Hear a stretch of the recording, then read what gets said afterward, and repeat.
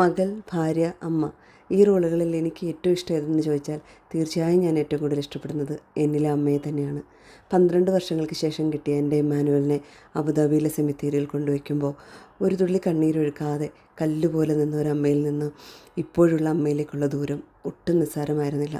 പക്ഷേ ഒത്തിരി തിരിച്ചറിവുകൾ അതിനിടയിൽ എനിക്ക് നേടിത്തന്നത് എൻ്റെ മക്കളാണ്.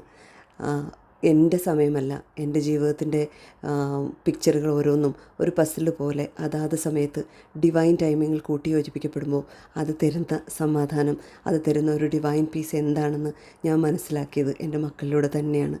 അതുകൊണ്ട് തന്നെ ദൈവത്തോടും എൻ്റെ മക്കളോടും എന്നെ ഞാനാക്കിയതിന്, എനിക്ക് എന്നിലെ ഇന്നർ പീസ് കണ്ടെത്താൻ സഹായിച്ചതിന് ഞാൻ ഒത്തിരി കടപ്പെട്ടിരിക്കുന്നു. അമ്മയെ ഇഷ്ടപ്പെടുന്ന, അമ്മ എന്ന റോൾ ഇഷ്ടപ്പെടുന്ന എല്ലാവർക്കും happy mother's day. Love you.